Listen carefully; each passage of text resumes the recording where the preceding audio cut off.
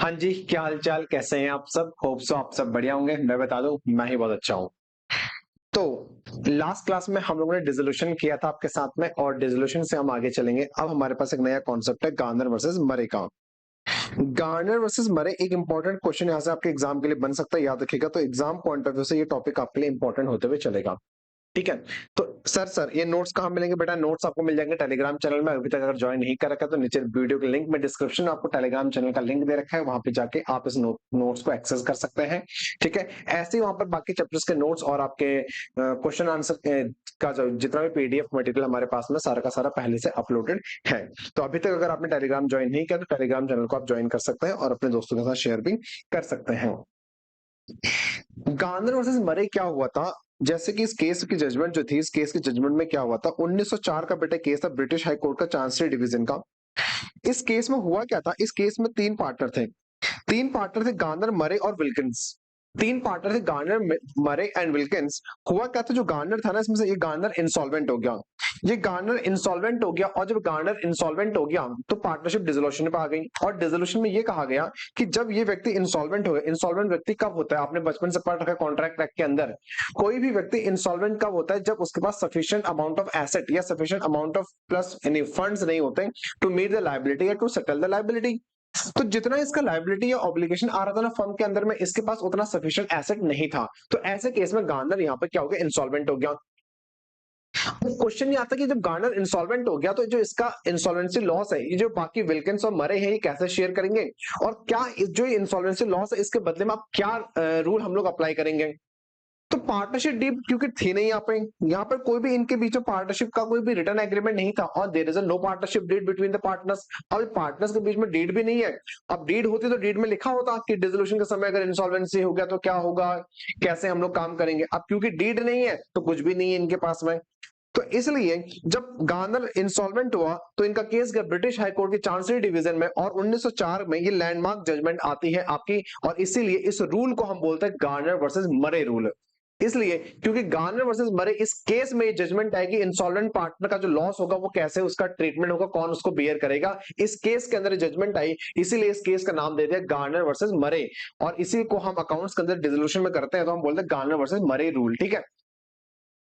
तो इसमें British high court की जजमेंट क्या आती है? ब्रिटिश हाईकोर्ट कहता है कि जब अगर कोई पार्टनर आपका इंसॉल्वेंट हो जाता है, अगर कोई पार्टनर आपका इंसॉल्वेंट हो जाता है, अब उसके पास सफिशिएंट अमाउंट ऑफ फंड्स नहीं है to contribute to the firm, तो जो उसका इंसॉल्वेंसी लॉस है ना, इंसॉल्वेंसी लॉस का मतलब क्या हुआ कि जितना उसका एसेट है आज के दिन और जितना उसका लायबिलिटीज है आज के दिन, मतलब कि उसकी कैपिटल अकाउंट में देना कितना है, लेना कितना है, उसके कैपिटल अकाउंट में देना कितना है, लेना कितना है, इसका जो डिफरेंस है, अगर वो एक्सेस में है, मतलब कि उससे लेना जाता है फर्म को, तो फर्म के लिए क्या बन जाएगा? इंसॉल्वेंसी लॉस बन जाएगा।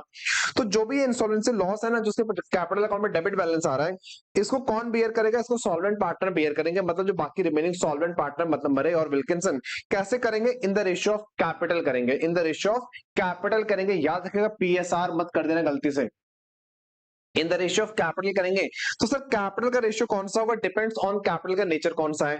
अगर कैपिटल फिक्स है तो ओपनिंग कैपिटल का रेशियो ले लेंगे, क्योंकि कैपिटल जो ओपनिंग होगी वही क्लोजिंग होगी, तो कैपिटल इज फिक्स, तो ओपनिंग कैपिटल का रेशियो ले लेंगे। अगर कैपिटल फ्लक्चुएटिंग है तो कैपिटल जस्ट बिफोर डिसोल्यूशन हम यहाँ पे लेते हुए चलेंगे। अगर कैपिटल आपकी फ्लक्चुएटिंग है तो कैपिटल जस्ट बिफोर डिसोल्यूशन हम यहाँ पे लेते हुए चलेंगे। ठीक है सर, ठीक है। तो गार्नर वर्सेस मरे ये रूल आपका आया इंसॉल्वेंसी ऑफ पार्टनर में, इन्हें ये था कहानी, यहाँ पे मैंने आपको बता दी। तो जैसे आपने सब कुछ किया, पूरा काम डिसोल्यूशन का वही करना है, यानी कि कैपिटल को कैपिटल अकाउंट में ट्रांसफर करना है, एसेट लायबिलिटीज को रियलाइजेशन जो बच गया रियलाइजेशन, और कैश अकाउंट में ट्रांसफर। जैसे काम कर रहे थे अभी तक डिसोल्यूशन में, वैसे ही सारा काम करना है। बस आखिरी में देखिएगा कैपिटल अकाउंट जब आप पैकअप करेंगे, तो कैपिटल अकाउंट पैकअप करते समय कोई पार्टनर ऐसा होगा जिसका डेबिट बैलेंस ज्यादा आ रहा होगा। जैसे उसका डेबिट बैलेंस ज्यादा आ रहा है, इसका मतलब वो इंसॉल्वेंट पार्टनर है। और अगर वो इंसॉल्वेंट पार्टनर है तो जितने अमाउंट से उसका डेबिट ज्यादा आ रहा है, इसलिए अब वो इंसॉल्वेंसी लॉस हो जाएगा। और इस इंसॉल्वेंसी लॉस को जो बाकी सॉल्वेंट पार्टनर वो शेयर करेंगे, वो कंट्रीब्यूट करेंगे in the ratio of capital. तो इस गार्नर वर्सेस मरे में क्या क्या जजमेंट आई, जो जो जजमेंट आई उस जजमेंट को हम देखेंगे और उसी के अकॉर्डिंग हमारे स्टेप यहाँ पर अप्लाई होते हैं। सबसे पहले वो क्या कहता है, गार्नर वर्सेस मरे की जजमेंट ब्रिटिश हाईकोर्ट ने सबसे पहले ये बोला कि जो शेयर ऑफ रियलाइजेशन लॉस है, क्योंकि सीधी सी बात है, जब रियलाइजेशन का लॉस आपने ट्रांसफर किया हो कैपिटल अकाउंट में, जब आपने रियलाइजेशन का लॉस कैपिटल अकाउंट में ट्रांसफर किया होगा, तो भाई साहब ये आदमी तो पहले से ही मरा हुआ था।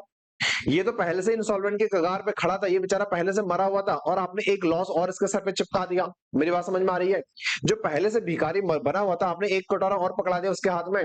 तो ये जजमेंट कहती है गार्डनर वर्सेस मरे की भाई साहब, जो व्यक्ति पहले से इंसॉल्वेंसी के कगार पे खड़ा था और आप उसके ऊपर फिर से एक लॉस डाल दोगे, ये तो बर्बाद हो जाएगा वैसे ही।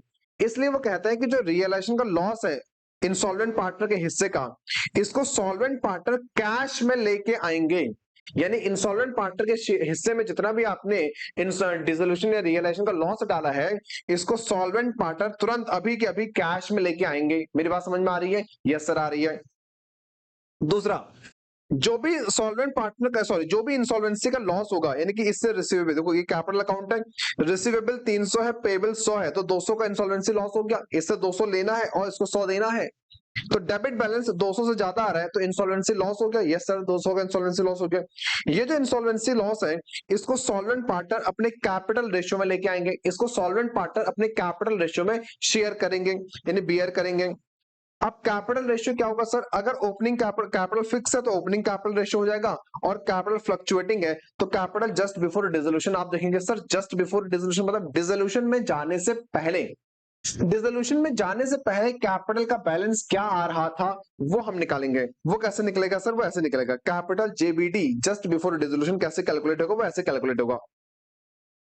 ओपनिंग कैपिटल आपको दे रखी होगी, प्लस करेंगे रिजर्व एंड सरप्लस जो आप जोड़ते हैं उनका हिस्सा, माइनस करेंगे प्रॉफिट एंड लॉस का डेबिट बैलेंस है, प्लस जोड़ देंगे, ये आएगा कैपिटल जस्ट बिफोर डिसोल्यूशन। यहां पर आप गलती क्या करोगे ना, बहुत सारे बच्चे एग्जाम में मैं गलती देखता हूं, तो बच्चा क्या करता है, वो कहता है कि हम रियलाइजेशन का लॉस, वो यहाँ पर रियलाइजेशन का लॉस भी एडजस्ट कर दे। भाई साहब भाई साहब भाई साहब, रियलाइजेशन का लॉस तब पैदा होगा जब आप डिसोल्यूशन के प्रोसेस में घुस चुके होंगे। जब आप डिसोल्यूशन के प्रोसेस में एंटर कर चुके होंगे, उसके बाद रियलाइजेशन का लॉस पैदा होता है। हमें रियलाइजेशन का लॉस तक पहुंचना ही नहीं है, मुझे कैपिटल का बैलेंस चाहिए जस्ट बिफोर डिसोल्यूशन, यानी कि डिसोल्यूशन के प्रोसेस में जाने से पहले कैपिटल का क्या बैलेंस था। तो डिसोल्यूशन के प्रोसेस में जाने से पहले कैपिटल का क्या बैलेंस था, इसको हम बोलते हैं जस्ट बिफोर डिसोल्यूशन। ठीक है? यस सर, ठीक है। तो आइए मेरे साथ साथ हम क्वेश्चन करेंगे यहाँ पे। तो क्वेश्चन नंबर 24 पे आ जाइए आपके स्टडी मैट का। बहुत ही ज्यादा आसान है, बहुत ही ज्यादा आसान है। ठीक है, तो question number 24, A B C आपके तीन पार्टनर है, प्रॉफिट एंड लॉस शेयर करते हैं इक्वली 1:1:1 में। Agree to dissolve the firm on 30/6 on that date, balance sheet as follows. तो बैलेंस शीट आपको दे रखी है 30 जून 2023 को। कैपिटल दे रखा है ए का इतना, बी का इतना, और सन्ड्री एसेट दे रखा है इतना, और प्रॉफिट एंड लॉस का डेबिट बैलेंस है, कैपिटल ऑफ सी इतना दे रखा है, सी का जो बैलेंस है वो नेगेटिव है। ठीक है, ठीक है sir. The asset realise at 50% book value, यानी एसेट को बेच के आपको आधा पैसा मिला, और रियलाइजेशन के खर्चे हुए थे बेटा 5,000 रुपए के। सी इंसॉल्वेंट हो गया, सी बिकम इंसॉल्वेंट, एंड उसकी स्टेट से आपको सिर्फ 2,000 रुपए रिसीव हुआ, मतलब 2,000 रुपए कैश में जुड़ जाएगा।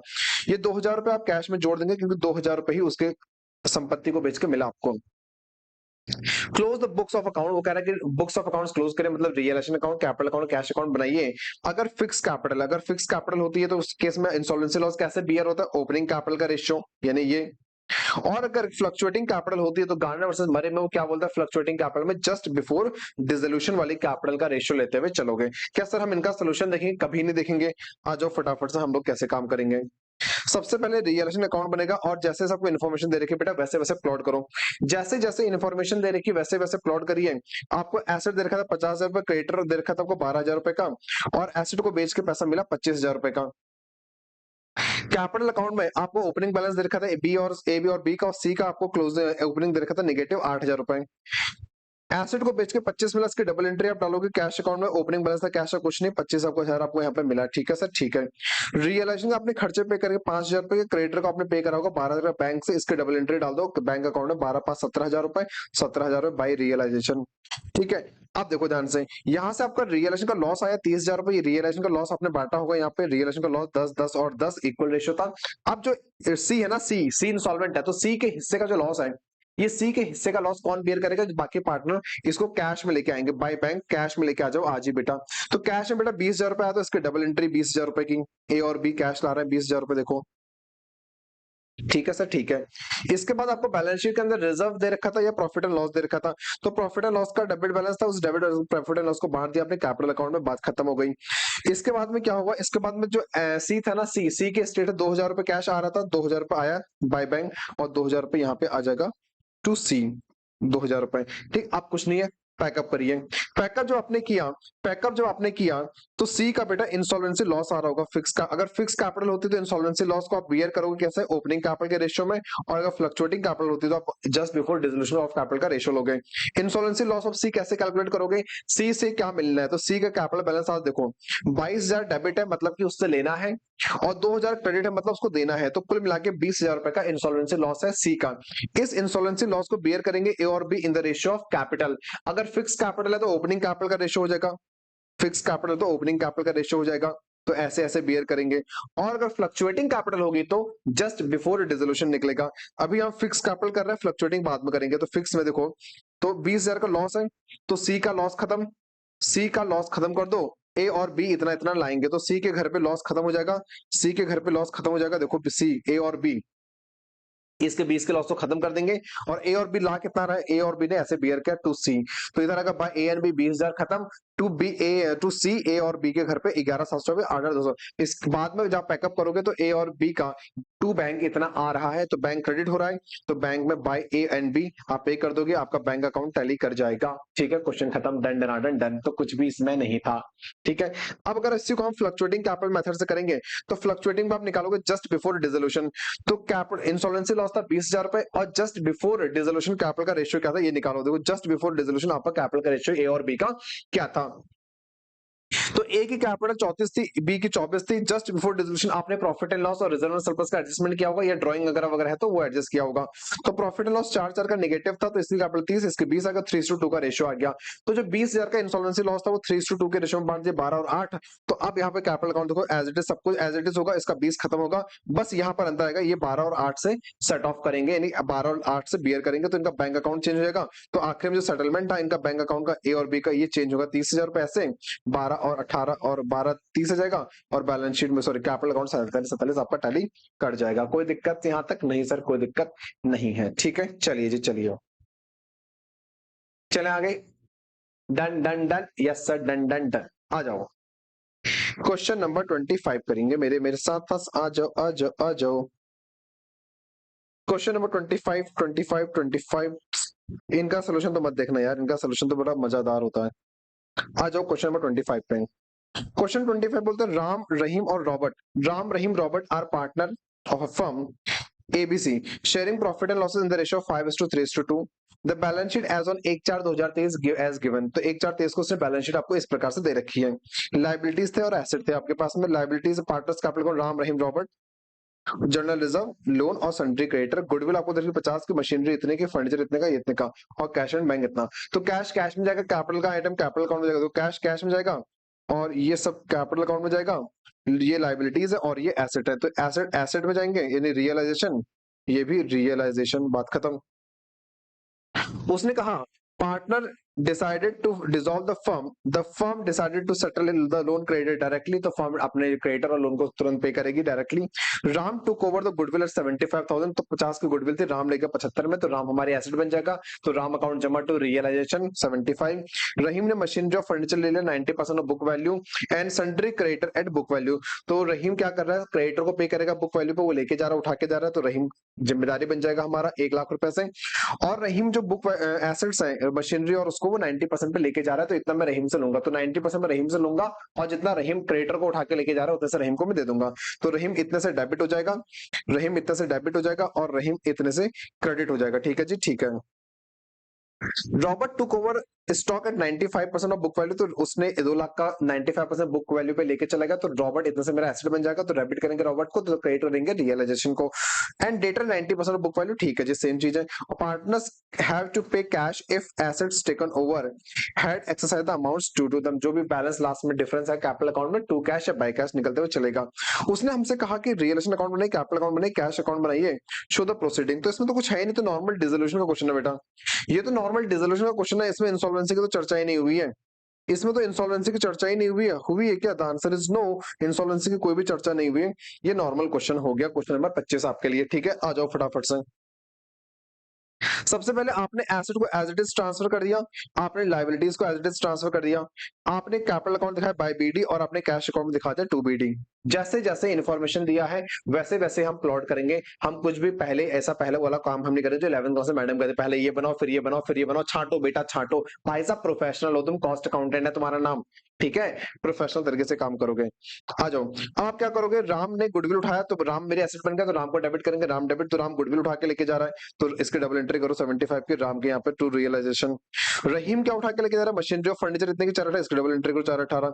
रॉबर्ट क्या उठा के लेके, स्टॉक और डेटर, इसकी डबल एंट्री को 460 की। इसके बाद रहीम ने पे कर रखा 1 लाख रुपए, क्रेडिटर को पे कर रखा, रहीम की डबल एंट्री 1 लाख रुपए की, ये आ गई रियलाइजेशन। ठीक है, लोन को आपने खुद पे कर दिया बैंक से 95, तो इसकी डबल एंट्री 95 कहाँ गया, cash account 95 bank by realisation. ठीक है, अब बात खत्म हो गई, डन डन डन डन। आपको बाकी एसेट के बारे में कुछ बोला ही नहीं कि बेचा कि नहीं बेचा, बात खत्म। और अगर लायबिलिटी के बारे में कुछ नहीं बोला होता तो हम बुक वैल्यू पर पे करते हैं। रियलाइजेशन का पैकअप करें तो रियलाइजेशन का लॉस आ रहा है 61,500, इस 61,500 को बांट दीजिए, रियलाइजेशन का लॉस आपने बांट दिया, इस रेशियो में आपने बांट दिया, बात खत्म हो गई।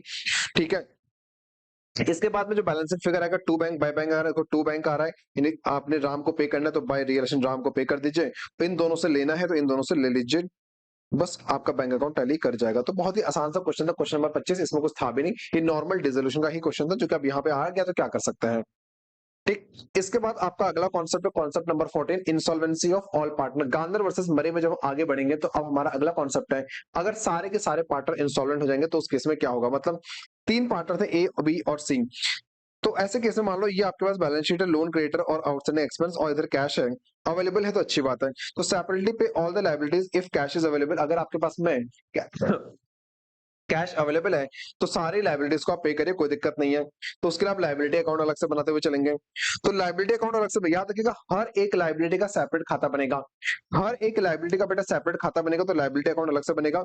इस लायबिलिटी का ओपनिंग बैलेंस होगा, आपने कितना कैश है पे कर रखा है, कैश में पे कर दीजिए, और जो बैलेंसिंग फिगर आएगा वो कहां जाएगा, लायबिलिटी में डेफिशिएंसी, मतलब इतने की लायबिलिटी हम पे नहीं कर पाएंगे। मतलब कि मान लो क्रेडिटर था मेरे पास में 10,000 रुपए का, या लोन था मेरे पास में 10,000 रुपए का, मैंने 4,000 रुपए कैश पे कर दिया, मेरे पास 4 का कैश था, मैंने 4 पे कर दिया, तो 6,000 रुपए मैंने पे नहीं कर पाया।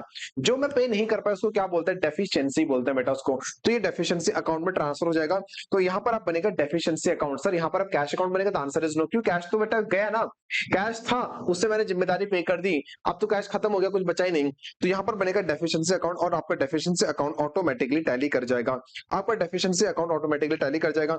ऐसे ही पार्टनर्स कैपिटल अकाउंट में, पार्टनर्स कैपिटल अकाउंट में इतना होगा, इतना था, जो बैलेंसिंग फिगर है वो कहाँ आएगा, हम ना तो इनसे कुछ ले पाएंगे ना इनको कुछ पे कर पाएंगे, वो आ जाएगा डेफिशिएंसी, और सारा यहाँ का बैलेंस भी डेफिशिएंसी में ट्रांसफर, यहाँ का बैलेंस भी, तो डेफिशिएंसी में जहां जहां से बैलेंस आ रहा है वहां से ट्रांसफर कर दो, और लास्ट में आपका डेफिशिएंसी अकाउंट टैली हो जाएगा। रेगुलर क्लास में बहुत इत्मीनान से बहुत शिद्दत से हमने पढ़ाई करी है, तो आइए अब यहाँ पर रिविजन करते हैं बहुत अच्छे से। ठीक है, अगर आपको इस रिविजन क्लासेस से थोड़ी भी हेल्प मिल रही है, आपको लगता है कि अच्छा हो रहा है, आपका भला हो रहा है, आपका सब रिकॉल हो रहा है, तो वीडियो को लाइक करना मत भूलिएगा, दोस्तों के साथ शेयर करना मत भूलिएगा। हाँ, सबसे ज्यादा जरूरी कमेंट में जरूर बताइएगा कि आपको ये लेक्चर कैसा लगा, क्या आप चाहते हैं बाकी चैप्टर का भी ऐसे रिवीजन डन डना डन डन करके हम लोग करते चले। ठीक है जी, ठीक है सर, ठीक है। आइए जी, आइए क्वेश्चन नंबर 26, 26 है क्या, 26 तो होमवर्क दिया था मैंने, 27 है ना, हाँ 26 तो होमवर्क दिया था मैंने, 26 को मैंने होमवर्क दे रखा था, बच्चों वाला क्वेश्चन था।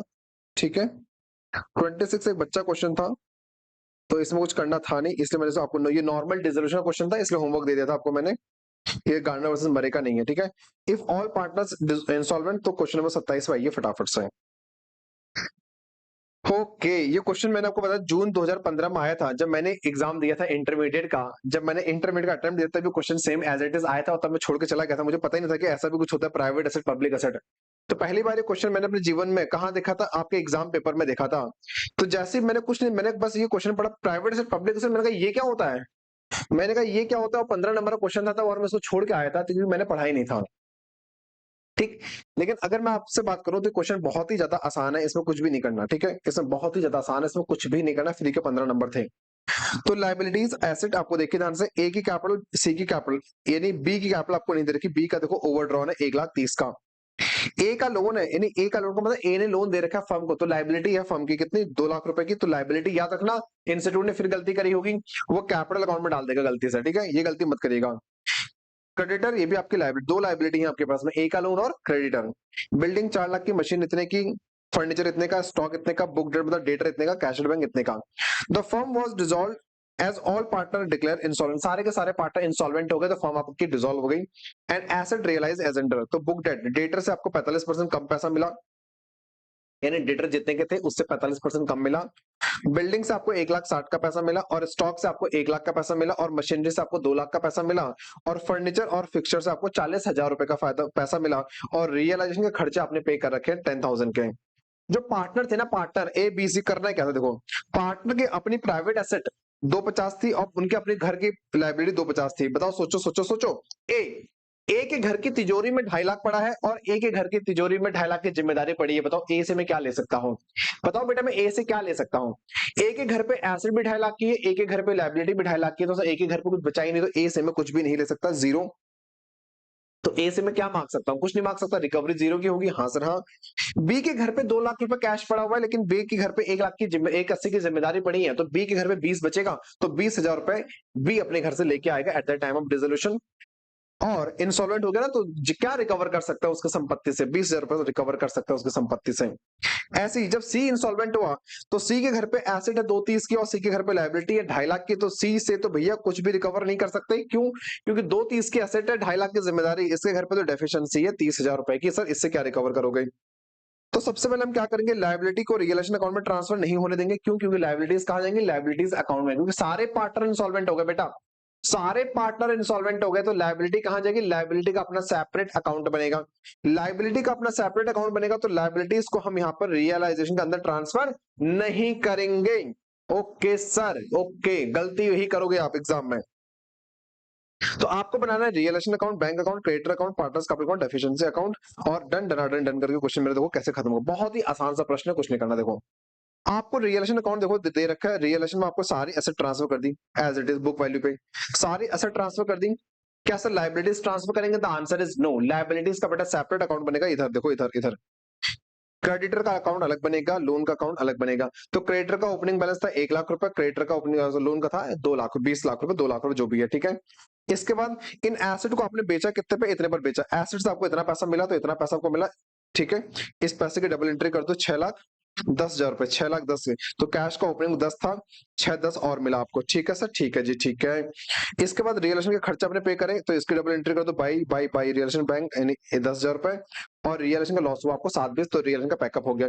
तो रियलाइजेशन का पैकअप हो गया, 7,20 का लॉस हो गया। 7,20 के लॉस को हमने ट्रांसफर कर दिया यहाँ पे 240 240 240, क्योंकि तीनों में रेशियो सेम था, तो 24 24 24 में बढ़ गया, ठीक है। तो इतना इनका ओपनिंग बैलेंस था, और इतने का लॉस बढ़ गया। और आप देखो, ए से कुछ नहीं मिला था क्योंकि इसके घर पे जीरो आ रहा था, इसके प्राइवेट एसेट जीरो आ रहा था ना लास्ट में, asset minus liability zero. B से 20,000 मिला बाय बैंक, तो इस 20 के डबल एंट्री कर दो, 20 से 20 मिला। सी के घर पे तो ऑलरेडी डेफिशिएंसी आ रही, तो सी से कुछ नहीं मिला। तो कुल मिला के पार्टनर्स की डेफिशिएंसी कितनी आ रही है? पार्टनर की डेफिशिएंसी आ रही है 80, 350 और 140, यानी इतना इनका डेबिट है, इतना इनका क्रेडिट है। इन बेचारों को कुछ पे नहीं हो रहा है, तो इनके घर पे डेफिशिएंसी आ रही है इतनी की, 80 की, 350 की, 140 की। इसको कहां ट्रांसफर कर देंगे? डेफिशिएंसी अकाउंट में। इसको डेफिशिएंसी अकाउंट में ट्रांसफर कर दो, कैपिटल ए बी सी, ये आ गया डेफिशिएंसी अकाउंट। अब क्रेडिटर 10 लाख के थे, आपने बैंक से पे कितना किया? 36, क्योंकि आपके पास बैंक में पैसा ही कितना पड़ा है? 610, 620, 640, 640 पड़ा है आपके पास में, और 640 में से आपने 10 के खर्चे पे कर दिए, तो आपके पास में एक्चुअल में पैसा है कितना? 630 ही बचा। 630 आपके पास में कैश बचा है। 630 में से दो जिम्मेदारी पे करनी है, एक तो लोन, एक क्रेडिटर। पहले किसे पे करोगे? पहले बीवी ए का लोन पे करोगे, पहले बाहर वालों को पे करोगे? पहले बाहर वालों को पे करेंगे, तो बाहर वालों को 36 पूरा पे कर दोगे। अभी भी 370 बच रहा है बाहर वालों का, अभी भी 370 बच रहा है बाहर वालों का। क्या पे कर पाओगे? सर नहीं कर पाएंगे, क्योंकि तीनों लोग दिवालिया हो चुके हैं, फर्म खत्म हो चुके हैं, तो ये बन गया डेफिशिएंसी। 370 का डेफिशिएंसी यहाँ पे आ गया। 2 लाख का लोन था, ए का कुछ नहीं पे हुआ, 2 लाख का पूरा डेफिशिएंसी ये आ गया। तो टोटल डेफिशिएंसी में क्रेडिटर का गया 370, लोन गया 2 लाख, 570 ये आ गया। तो 570 570 आपका डेफिशिएंसी अकाउंट यहाँ पे टैली हो जाएगा, कुछ भी आपको नहीं करना। बताओ कोई दिक्कत यहाँ तक? कोई दिक्कत यहाँ तक? डन डन डन डन, आपका पूरा कॉन्सेप्ट अच्छे से हो गया? हाँ जी बताइए, यहां तक कोई दिक्कत? नहीं सर, नहीं सर, नहीं सर, वेरी वेरी गुड। आ जाओ, इसके बाद क्वेश्चन नंबर 28 हमको करते हुए चलना है, फटाफट से आ जाइए मेरे साथ। क्या आप साथ साथ हैं? यस सर, हम साथ साथ हैं। क्वेश्चन नंबर 28 मेरे साथ करेंगे आप, 29 करेंगे मेरे साथ, उसके बाद क्वेश्चन नंबर 30 मैंने आपको होमवर्क दे रखा होगा, और उसके बाद मेरे साथ ये क्वेश्चन चैप्टर आपका समाप्त हो जाएगा। फिर हम लोग आ जाएंगे पीस मिल डिस्ट्रीब्यूशन की तरफ को। तो पीस मिल डिस्ट्रीब्यूशन हम लोग एक अलग वीडियो के अंदर डिस्कस करेंगे, ठीक है? ठीक है सर। तो कुल मिला के गार्नर वर्सेस मरे का ये आखिरी क्वेश्चन है आपके साथ में मेरा, क्वेश्चन नंबर 28। आ जाइए, इसके बाद एक और कर लेंगे 29। ठीक है, आ जाओ। 28 क्या कह रहा है? वो कह रहा है पी क्यू आर पार्टनर थे। पीएसआर आपको दे रखा है, P Q R T 4 partner थे, रेशियो था 4:1:2:3। The following the balance sheet आपको दे रखी है 31 मार्च 2023 की। कैपिटल अकाउंट पी और टी का आपको ये दे रखा है, और आर और क्यू और आर का ये दे रखा है, ठीक है सर? ठीक है। उसका उसका क्रेडिटर इतने के थे, प्रीमाइसेस इतने का था, फर्नीचर इतने का था, स्टॉक एंड ट्रेड इतने का था, डेटर इतने का था, प्रोविजन बना था, नेट डेटर 3 लाख का, कैश एट बैंक 140 का, और ये आ गया बैलेंस शीट का टोटल आपका। It has been agreed to dissolve the firm on 1/4/2023 on the basis of following। उसने कहा P is to take over the trade debtor, debtor को लेकर 80% ऑफ बुक वैल्यू 350। तो 350 की बुक वैल्यू 80%, तो 280 पर उठा के ले गया, 280 पर उठा के लेगा, तो ये हमारा डेबिट हो जाएगा और रियलाइजेशन क्रेडिट हो जाएगा। टी उठा के ले गया कितने, स्टॉक को 95% बुक वैल्यू पे, तो 190 आ गया स्टॉक का। ठीक है सर, ठीक है, 2 लाख का 95। आर ने ट्रेड क्रेडिट को पे कर दिया, तो आर हमारी लाइबिलिटी बन जाएगा, उसने 3 लाख पे कर दिया। रियलाइजेशन का खर्चा हुआ, इज प्रीमाइसेस से 275 मिला और फर्नीचर से 25,000 मिला, ठीक है बाय बैंक इतना। रियलाइजेशन का खर्चा क्या आपने 30,000 रुपए का था, टू बैंक 30,000 रुपए। Q fund insolvent, Q insolvent हो गया और 21,900 रुपए रियलाइज हुआ उसके घर से। तो आपने क्यू से कितना रिकवर किया? क्यू से आपने रिकवर किया 21,900 रुपए। तो क्यू से हमने 21,900 रुपए यहाँ पे रिकवर करते हुए चले। फिर वो हमसे कहता है note the loss arising out of capital deficiency may be distributed following decision Garner versus Murray. वो कह रहा है जो लॉस हुआ है इंसॉल्वेंसी लॉस, उसको एज पर गार्नर वर्सेस मरे डील करे, तो करेंगे, कोई दिक्कत नहीं है। तो रियलाइजेशन अकाउंट बनाना है, कैपिटल अकाउंट बनाना है, कैश अकाउंट बनाना है आपको, और कुछ भी नहीं करना। तो पीटीआर ये सॉल्वेंट है, पीटीआर सॉल्वेंट है, और क्यू आपका इंसॉल्वेंट हो गया। तो गार्नर वर्सेस मरे क्या बोलता था, जो भी इसका इंसॉल्वेंसी लॉस होगा ना क्यू का, इसको लोग कैश में लेके आएंगे, और जो भी इसका सॉरी जो भी इसका रियलाइजेशन का लॉस होगा उसको कैश में लेके आएंगे, और जो भी इंसॉल्वेंसी लॉस होगा सॉल्वेंट पार्टनर अपने कैपिटल रेशियो में बांटेंगे। और यहाँ पर कहीं पर भी नहीं बोला कैपिटल फिक्स है या फ्लक्चुएटिंग, तो हम फ्लक्चुएटिंग मानते हुए चलेंगे, और कैपिटल जस्ट बिफोर डिसोल्यूशन के यहाँ पर रेशियो लेते हुए चलेंगे। आ जाइए मेरे साथ साथ क्वेश्चन नंबर 28 पे। इलस्ट्रेशन 28 पर जाइए फटाफट से। ये है आपका रियलाइजेशन अकाउंट। चुपचाप आप एसेट को ट्रांसफर कर दिया आपने, सारे एसेट को और सारी लायबिलिटी को ट्रांसफर कर दिया। अब एसेट पी लेके गया, एसेट 280 पे, टी लेके गया 190 पे, तो इसकी double entry. Capital account by BD इनका ओपनिंग बैलेंस दिया था, इन दोनों का, सॉरी क्यू और इसका इधर का बैलेंस दिया था। अब जब ये लेके गया, पी उठा के ले गया, टी उठा के ले गया, तो बाय टू रियलाइजेशन 280 और 190, और इधर से आर ने आपका एक लायबिलिटी पे करता है क्रेडिटर का, तो आर के यहाँ पे पे कर दो credit R R R 3 lakh रुपए रियलाइजेशन का। ठीक है सर, ठीक है। बैंक से आपको पैसा मिला एसेट बेच के 3 लाख रुपए, और बैंक से आपने खर्चे पे किए 30, इसकी डबल एंट्री डालिए बैंक अकाउंट में। बैंक से आपने खर्चा पे किया 30 का बाय रियलाइजेशन, और बैंक में आपको पैसा मिला 3 लाख रुपए का टू रियलाइजेशन, कोई दिक्कत नहीं है। क्यू से आपको पैसा मिला 21,900 का, तो क्यू पैसा लेके आया था बाय बैंक 21,900, कोई दिक्कत नहीं है। पैकअप करो। रियलाइजेशन का लॉस हुआ 70 का, बांटा अपने प्रॉफिट शेयरिंग रेशियो के अंदर रियलाइजेशन का लॉस। अब जो आर है, आर इंसॉल्वेंट हुआ है ना, आर इंसॉल्वेंट हुआ, तो आर का जो इंसॉल्वेंसी लॉस है, आर इंसॉल्वेंट हुआ ना, कौन इंसॉल्वेंट हुआ है? ओ भाई इंसॉल्वेंट कौन हुआ है? क्यों इंसॉल्वेंट हुआ है? क्यों इंसॉल्वेंट हुआ है? तो सॉल्वेंट कौन है? क्यों इंसॉल्वेंट हुआ है ना, तो सॉल्वेंट कौन है? अरे यार एक मिनट रुको। क्यों इंसॉल्वेंट हुआ है? तो पीटीआर सॉल्वेंट है, तो पीटीआर जो सॉल्वेंट पार्टनर है, पीटीआर ये अपने अपने रियलाइजेशन लॉस को कैश में लेके आएंगे 28, 14 और 21। ठीक है सर, ठीक है, ठीक है। अब बात खत्म, क्वेश्चन डन रन खत्म हो चुका है। अब आपको क्या करना है, कैपिटल अकाउंट का बैलेंस निकालना है, किसका क्या बैलेंस आ रहा है। तो क्यू इंसॉल्वेंट हुआ, तो पहले तो क्यू का इंसॉल्वेंसी लॉस निकालो। इतना क्यू से, इतना 21,900 क्यू से मिला, और क्यू से लेना है कितना है, 2,07,000, यानी 2,07,000 लेना है और 21,900 देना है, 2,07,000 लेना है और 21,900 देना है। तो ऐसे केस में हम लोग क्या करेंगे, इंसॉल्वेंसी लॉस निकालेंगे। सबसे पहले इंसॉल्वेंसी लॉस निकाला आपने, क्यू से लेना इतना है और क्यू को देना इतना, तो इंसॉल्वेंसी लॉस है 1,85,100। अब इस 1,85 को कौन कौन बांटेगा? इस 1,85 को सॉल्वेंट पार्टनर बांटेंगे इन जस्ट बिफोर डिसोल्यूशन के रेशियो में। और सर सॉल्वेंट कौन है? पी और टी है सर, पी और टी। क्यों? आर का भी निगेटिव है सर, आर का भी निगेटिव बैलेंस है। देखो आर से लेना है 1.5 लाख और 21,000, आर को देना 3 लाख और 21 3 लाख। तो आर यहाँ पे आपका क्या नाम है, शेयर नहीं कर रहा है, क्योंकि उसका जो बैलेंस है कैपिटल का वो नेगेटिव बैलेंस है। ठीक है जी, हाँ जी। तो कौन करेगा, सिर्फ और सिर्फ एस और सॉरी पी और टी। तो पी और टी किस रेशियो में बांटेंगे, 7:3 के रेशियो में बांटेंगे। कैसे निकाला 7:3, देखो ऐसे, ओपनिंग कैपिटल इतनी थी, प्रॉफिट शेयरिंग कुछ था नहीं, रिजर्व कुछ था नहीं, और आपका कोई भी ड्राइंग वगैरह नहीं था, तो यही क्या बन जाएगा आपका, जस्ट बिफोर डिविडेंड का रेशियो आएगा। तो इस 185 100 को पी और टी 7:3 में बांटेंगे, तो इसके घर से इंसॉल्वेंसी लॉस खत्म हो जाएगा। तो पी क्यू के घर पे इंसॉल्वेंसी लॉस पूरा खत्म हो जाएगा, टू क्यू क्यू खत्म। किससे घर से लाएंगे पैसा, इनके पी और टी के घर से। तो पी और टी के यहां से आ जाएगा, पी और टी डेबिट हो जाएंगे, पी और टी डेबिट क्यू के नाम से, और क्यू क्रेडिट हो जाएगा पी और टी के नाम से, और इनका लास्ट में बैलेंस फिगर निकाल लेंगे। तो आर को इतना पे करना है, टी को इतना, और कैश, इनको कैश में इतना पे हो जाएगा, कैश में इतना पे हो जाएगा। तो कैश के इंटर कैश क्रेडिट हुआ, तो by by by by capital account इतना, और कैश अकाउंट यहाँ पर आपका टैली होते हुए चलेगा। प्रेम से बोलो राधे राधे। ठीक है, कोई दिक्कत नहीं सर, कोई दिक्कत नहीं है। हाँ, कैपिटल अकाउंट 63 ये रियलाइजेशन का लॉस है, जिसको कौन लेके आया था, ये लोग कैश में लेके आए थे 3 लोग बाय बैंक ना। हाँ, ये उसकी एंट्री है। ठीक है, हाँ, done done done done, yes sir done. Question number 29 पे आ जाओ बेटा फटाफट से। तो आधे घंटे के अंदर में देखो, आधे घंटे के अंदर पूरा गार्नर वर्सेस मरे आपको यहाँ पर, इनके सोल्यूशन मत देखना, इनके सोल्यूशन देखो तो पागल हो जाओगे तुम। क्वेश्चन नंबर 29, क्वेश्चन नंबर 29 पे आ जाइए फटाफट से। वो कहता है बैलेंस शीट दे रखी 31/3/10 की आपको, कैपिटल है पी क्यू आर की ये है, और बैंक ये लोन ये आपको, ये लाइबिलिटीज है। ठीक है, एसेट दे रखा इतने का, कैश दे रखा इतने का। वो कह रहा है सारे पार्टनर इंसॉल्वेंट, भाई साहब ऑल पार्टनर आर इंसॉल्वेंट, पीएसआर ये दे रखा है, और एसेट से 60,000 का पैसा मिला है, एसेट को बेच के 60,000 मिला, बात खत्म। तो डेफिशिएंसी अकाउंट बनेगा और डेफिशिएंसी टैली हो जाएगा, तो मेरा क्वेश्चन आंसर बिल्कुल सही हो जाएगा। जो लाइबिलिटीज है क्या ये आपके ट्रांसफर होंगे रियलाइजेशन में, द आंसर इज नो, इनका सेपरेट अकाउंट बनेगा, बात खत्म। तो लाइबिलिटीज का सेपरेट अकाउंट बन जाएगा, फिक्स असेट रियलाइजेशन में, कैश कैश में, कैश में, ये रियलाइजेशन में, और ये सब चीजें कैपिटल के अंदर। ठीक है, done done done done. Question देखो कैसे खत्म हो जाएगा। रियलाइजेशन के अंदर क्या जाएगा, सिर्फ और सिर्फ एसेट जाएंगे। 1 लाख के एसेट है, 60,000 मिला, तो 4,000 40 का रियलाइजेशन लॉस हो गया। ये 40 का रियलाइजेशन लॉस आपस में बांट लेंगे, पीएसआर के अंदर बांट लिया सर कैपिटल अकाउंट में। ये कैश की डबल एंट्री बाय बैंक, तो बैंक से जमा हो गया, बैंक में जमा कर दो। 60,000 रुपए ओपनिंग बैलेंस है, 10,000 रुपए, तो मेरे पास बैंक में पैसा है 70,000 रुपए। मेरे पास बेटा पैसा है 70,000 रुपए, देखो देखो देखो, मेरे पास पैसा है 70,000 रुपए, याद रखना।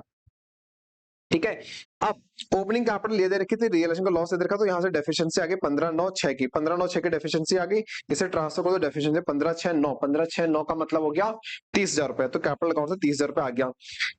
क्रेडिटर मेरे पास कितने का था, क्रेडिटर कहाँ दे रखा है, क्रेडिटर अच्छा बैंक लोन था मेरे पास 60,000 रुपए का, और मेरे पास पैसा है 60,000 रुपए, और मेरे पास पैसा है 60,000 रुपए। तो 60,000 प्लस 10 70,000 मेरे पास पैसा है। पहले मैंने किसको पे किया, बाई लोन, लोन पे कर दिया मैंने कितने का, 60 का। 60 लोन था कितने का, 60 का लोन था, तो 60 का लोन मैंने पे कर दिया। तो लगे हाथ मैंने यहाँ से बैंक लोन पे कर दिया, बैंक लोन पे कर दिया। कितने का लोन पे कर दिया बेटा मैंने, लोन 60 का लोन पे कर दिया बेटा। ठीक है, अभी मेरे पास 10 बचा, ये 10 से मैंने क्या पे किया, मैंने 10 से क्रेडिटर पे कर दिए।